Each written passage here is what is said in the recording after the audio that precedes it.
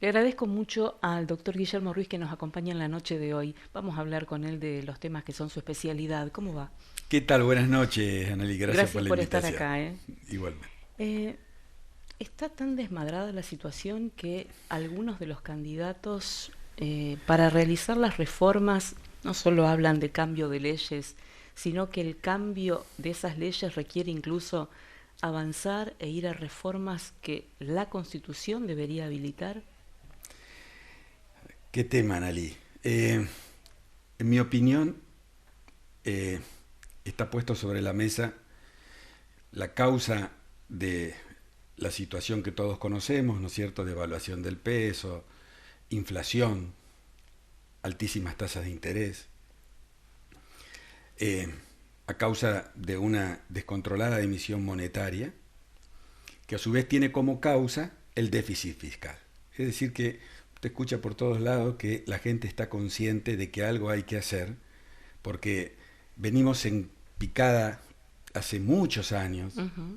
décadas, donde el déficit es continuo, aumenta, crece, es permanente. Es decir, tenemos un déficit estructural.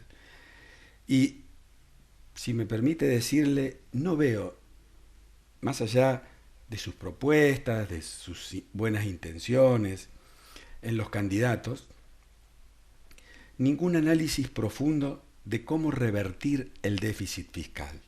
Sí, usted escucha que se tiene que poner un límite a la emisión, pero no se habla de cómo controlar el déficit permanente y estructural. Se habla de presupuestos con déficit cero.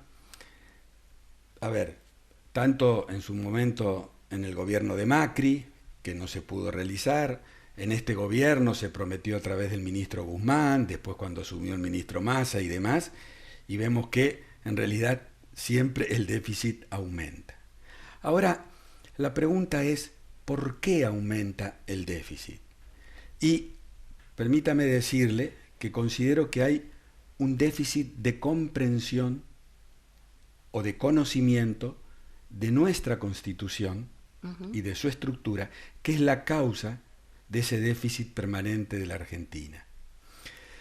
En el año 1957 se realiza en la Argentina algo que sinceramente es magnífico, porque nosotros veníamos de la Constitución de 1853, que es de sesgo liberal, y de la vigencia por 7 años de la Constitución justicialista, peronista de 1949, Sí. derogada finalmente. ¿Y qué se busca? Tendríamos, digamos, en términos bastante semejantes, las dos opciones electorales mayoritarias, una de sesgo más liberal y otra de sesgo más socialdemócrata, más justicialista, si quiere. Pero se fue a una transacción y se buscó lo que hizo Alemania, modificar la estructura de la economía. Alemania, cuando sale de la guerra, y precisamente por el conflicto que tiene, sanciona la Constitución de Bonn en 1949. Y el objetivo fundamental de esa Constitución de Alemania es modificar la estructura de la comunidad económica y fundamentalmente la estructura de la empresa. Luego lleva adelante todo eso por 3 leyes de cogestión del año 1951, 52 y 1976. En la Argentina, el constitucionalismo social, o tratar de dar bienestar a la gente y de atemperar los efectos del capitalismo, se incorpora al artículo 14 bis. Pero tenía una parte de justicia económica, una cláusula distributiva, y otra parte de seguridad social. No se lleva adelante, creo que porque no se comprendió lo que era la cláusula distributiva, la participación del capital y el trabajo en la Constitución, y por lo tanto se dejó una distribución primaria o en la fuente que era desigual. ¿Y qué se hizo con la parte de seguridad social, que era para las contingencias de las personas? La niñez, la maternidad, la ancianidad, cuando alguien cae en desocupación y demás, la seguridad social. ¿Qué se hace? Se le cambia, se le pone en realidad justicia social y se trata de corregir aquello que no se tomó de la Constitución, que es la desigual distribución económica, a través de subsidios, asignaciones, es decir, el senador Cafiero en su momento y luego convencional le llamó asistencialismo reivindicativo. Es decir, la Constitución no tiene el sentido de la seguridad social para eso. Eso lo hicieron precisamente por dejar de lado la reforma económica que planteó esa Constitución. Por bueno, lo tanto, me invita a preguntarle. Si usted me pregunta en concreto, ¿es necesario cambiar la Constitución? No. Lo que es necesario es comprenderla bien, no darle la espalda, y con un cambio de esa comprensión de la Constitución se puede terminar con el déficit fiscal y se puede cambiar la actividad política y la actividad económica.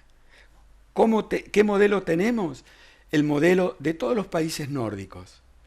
Precisamente fueron tomados muy en cuenta y en ese momento la Argentina estaba en una posición en el ranking mundial muy por encima de esos países, paradójicamente. Ahora, volvemos entonces a estas reformas que se analizan como posibles si es que finalmente alguna de las opciones triunfa. Incluso ha salido el presidente de la Corte a hablar de alguna de ellas en el tema dolarización, aunque entiendo que la biblioteca está dividida en ese punto. Y después la otra situación es sobre la seguridad interior y la situación de las Fuerzas Armadas para los temas de seguridad. ¿Por qué los candidatos apelan a estas circunstancias, apelan a ese modo, considerando que hay leyes para que el gobierno, el poder legislativo, el poder judicial y, por supuesto, el ejecutivo actúen sobre estas cuestiones? A ver, usted me pregunta algo concreto, dolarización. Nosotros tuvimos una experiencia con la convertibilidad.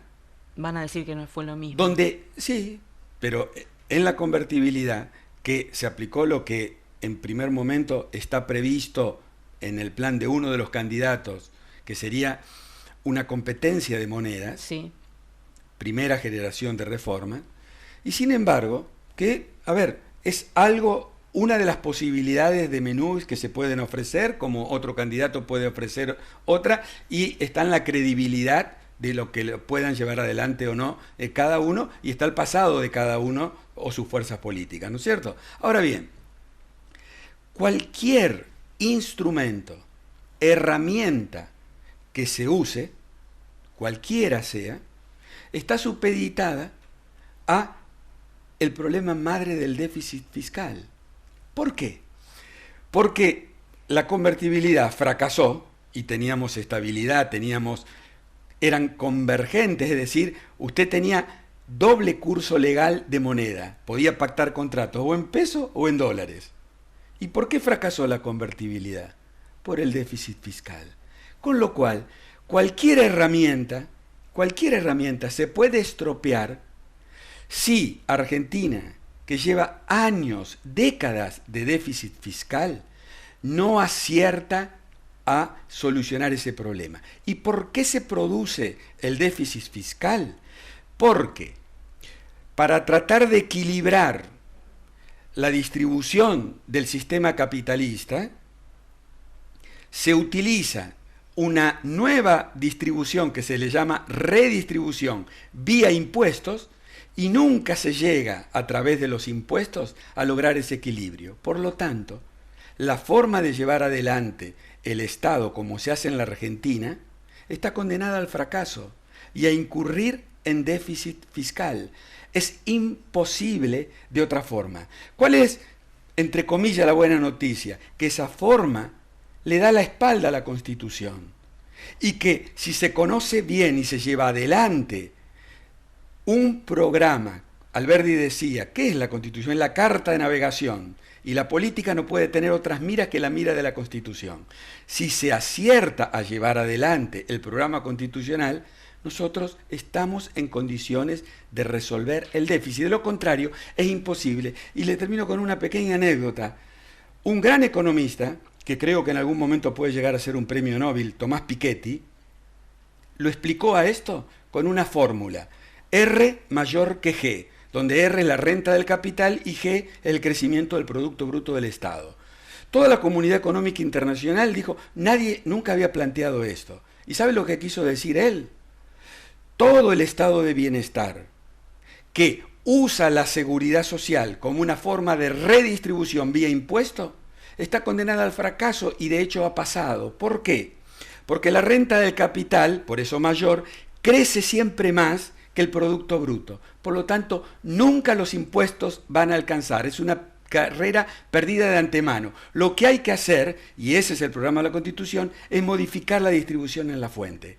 Para eso, Analí, y esto permítame que se lo diga porque un día me gustaría invitarla, es que nosotros hemos tomado la idea de ofrecer un instituto que explique esta cosa, el Instituto Confluencia que está en la ruta. Algún día me gustaría mostrárselo y hacer un programa para presentarlo en la sociedad. Bueno, ¿cómo no vamos a ir planificándolo?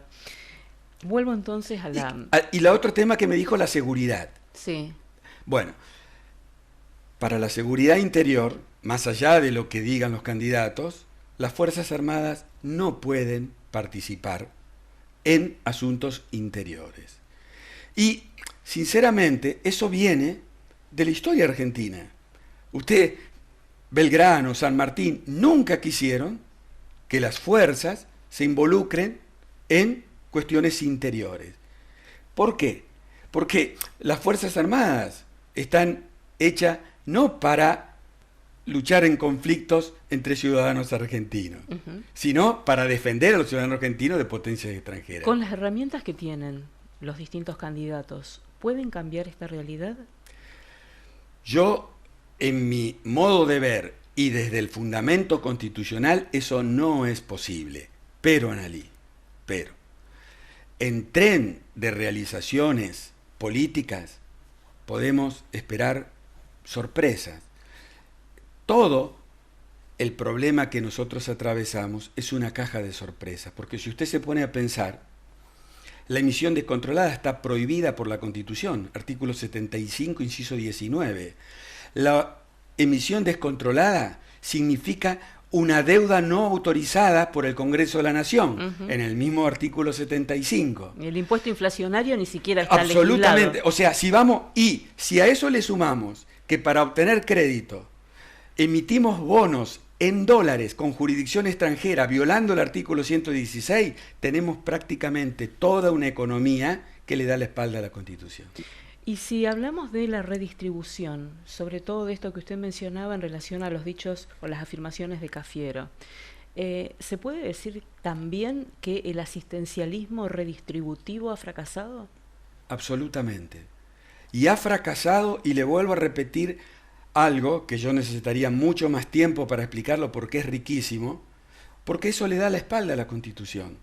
Ni siquiera, mire lo que le voy a decir, en la Constitución peronista de 1949, la seguridad social no es algo de redistribución económica, es simplemente para las contingencias, necesidades comunes de todos los argentinos, que se solventan con las contribuciones de todos los argentinos, y no para utilizar eso a favor de uno y en contra de otros. Eso no está en el programa constitucional. ¿Y está en el programa constitucional la participación de los trabajadores en la renta de las empresas? Exactamente, y ahí está la clave, y eso requiere una gran explicación, porque eso no es una cosa que se pueda explicar rápidamente. El artículo 14 de la Constitución del 53 consagra el derecho individual a la propiedad y al trabajo. El 14 bis lo que regula es cuando, en lugar de tener actividad laboral usted sola o una propiedad usted sola, hay una concurrencia, una participación con los otros. Ahí se establece una cláusula distributiva distinta. Y esa, de tomarla en serio, resolvería el problema del déficit fiscal en la Argentina, como ocurre en Alemania. Usted sabe que Angela Merkel le hace un homenaje en el año 2006, un discurso digno de ser escuchado, rindiéndole homenaje a los 30 años de la ley de cogestión alemana de 1976. Y le dice, la grandeza de Alemania se debe a esta ley económica. Nosotros los alemanes nos dimos cuenta que la hora del mundo llamaba a una reforma económica. Dejamos, digamos, en segundo plano en ese momento la parte institucional porque estaban más o menos encaminados. Pero donde no estaban encaminados es en la parte económica. Y tenía esta obsesión, déficit fiscal cero. La última es sobre el derecho a huelga. Viene también otra discusión sobre lo que significa la tarea esencial de algunos sectores. Ya sabemos que, porque esto está también discutiéndose en la campaña, algunos gremios han hecho uso de este derecho y otros abuso, por lo menos así lo entendemos algunos. ¿Se puede de alguna manera limitar? ¿Hay base constitucional para realizarlo? Por supuesto que se puede reglamentar el derecho a huelga y le voy a comentar algo. En la Constitución peronista de 1949 el derecho a huelga no está consagrado. Y la fundamentación de Sampay para no consagrar el derecho a huelga es muy profunda. Podrá ser opinable y tendrá aspectos que, como en toda cuestión, puede estar de un lado o del otro. Pero es muy importante. Y lo más importante es la posibilidad de reglamentarla, porque no hay derechos absolutos en la Constitución. Le agradezco mucho la claridad de siempre, muy amable. Muy amable usted.